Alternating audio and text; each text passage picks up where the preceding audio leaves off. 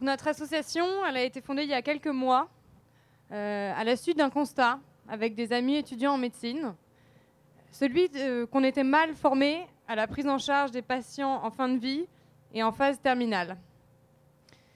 Dans nos études, il y a une réelle asymétrie entre le côté curatif et technique, dont on a besoin pour être des médecins compétents, et le côté relationnel et palliatif, qui est un peu mis de côté, alors que ces deux aspects de la médecine devraient vraiment travailler ensemble pour mieux soigner nos patients. On était aussi dans un contexte social où on nous parlait d'euthanasie, de suicide assisté.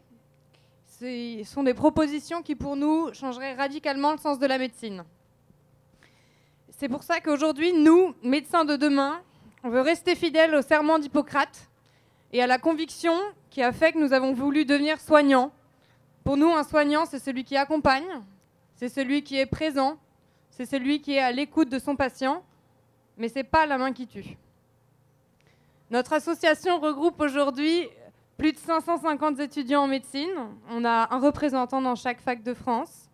On travaille avec nos doyens de faculté, avec l'ordre des médecins, avec l'espace éthique de la PHP, et on a été sollicité pour une contribution à la mission parlementaire de messieurs Leonetti et Claes, qui sera rendue vendredi. On vous invite d'ailleurs à signer notre charte sur notre site internet soignerdeladignité.com.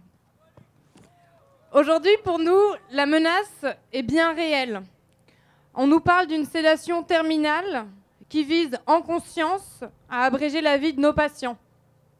Donc le mot euthanasie n'est pas prononcé, mais dans les faits, c'est une euthanasie. Et on est très clair là-dessus. Soulager et mettre tout en place pour combattre les souffrances de nos patients, c'est oui. Donner la mort, c'est non. Et c'est là tout le sens de notre engagement au sein de Soulager mais pas tuer.